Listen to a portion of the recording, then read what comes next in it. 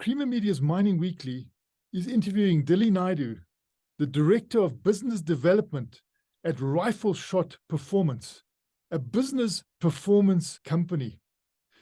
Dilley, let us go into the crucial issue of safety. It's absolutely essential that we stop injuring people and stop killing people in mines. It just has to happen. And how can this country achieve zero harm? We talk about zero harm. They all say it's possible. How can we get there? Well, Martin, I'm so glad you raised this topic. This is something that is very close to my heart in terms of how do we minimize harm, injury, and safety of people. And these are our workers that have families within their communities. So if we look at South Africa and we look at the way the mining sector was originally created, I think we need a little bit of a truth and reconciliation in terms of the selfish self-interest of investors. And yes, investors need to get their return, but without workers and creating an environment that can almost minimize or guarantee that the people come first. And we see a number of the mining companies who have tagged onto this logo of zero harm, and I think that is fantastic. The mining industry in particular has done a tremendous job and must be applauded in terms of the initiative they've taken over the past several years now to look at the importance of zero harm and safety to their workers. However, there's a lot more that can be done. So if we look at some stats, we had a high of some 600 people in past years that were killed in the mining sector. I am so glad to announce that at the end of 2022, we had a total of 38 injuries and deaths. But again, that's one death too many. So will we achieve zero harm? It is a good objective to aspire towards, but we know that in the process, there could be opportunities for potential harm. So the key is, how do we work in what we call the control of employees' work in the operations? As you know, Martin, these are very harsh environments. They are very dangerous environments. And they are running 7/24, 365 days a year in some cases.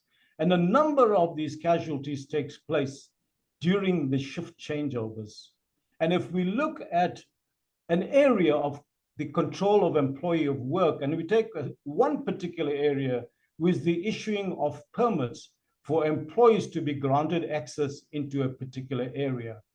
Sad to say that a number of companies in this digital age are still using archaic paper-based permit to work systems. So they need to move to digital electronic permit to work systems.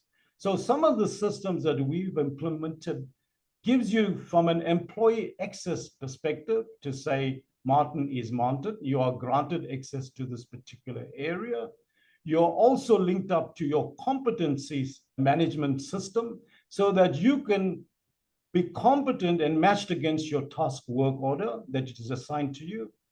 It's also linked up to your plant's maintenance systems to make sure that the equipment that you'll be working with is actually being maintained.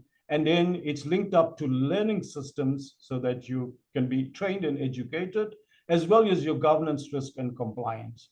Glad to say that these systems are being implemented using digitalization and the internet to be able to help minimize the employee control of work. And can these digital systems be fiddled with? And when there's an incident involving safety breaches, that people can turn the details around? Or is it really hard and fast that people can't change things? And is it fully transparent? Martin, that's a good question. So as you know, with technology, you can always get smarter hackers if they choose to do harm.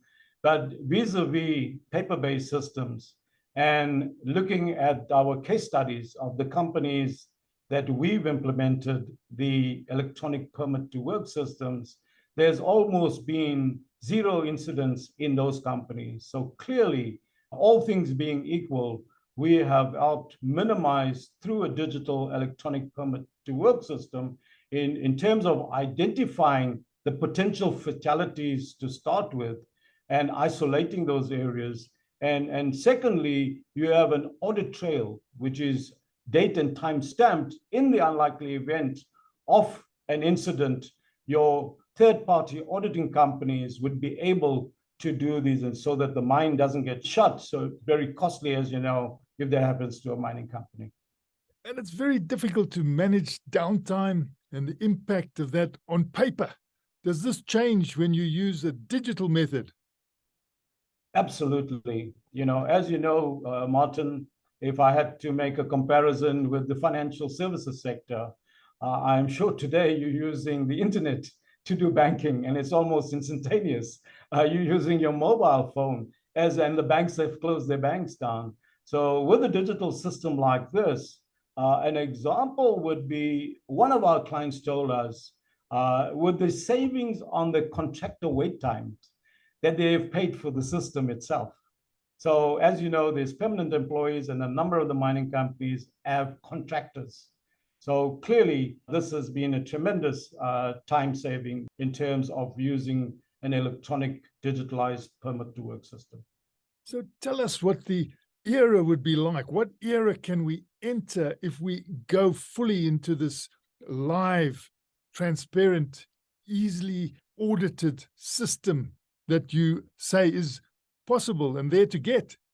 So if you look at the entire mining value chain, from what we call from pit to profit, so from your exploration through your operations, from your stockyard to your inventory to operations, going to your ports, and then looking at the metals accounting, one of the key things around all these touch points is the people side of things. And this cuts across the entire operations of the mining sector. So to answer your question, there's already companies, particularly in Australia and in Canada, who are leaders. And if you look at Rio Tinto, BHP, and others that are working on our South African-based technology that we are proud of, and they are driving this, including on the mobile side, because a number of the maintenance people can work offline using mobility and having that then digitized through their systems globally across the world. And is there a reluctance of South Africa to move into this new era, this big transparent era? It's very encouraging, Martin, that the mining sector in South Africa is adopting digitalization, and they are starting in some areas to become leaders. As I mentioned, this particular offering was designed in South Africa using artificial intelligence, and this was developed over 20 years ago and refined.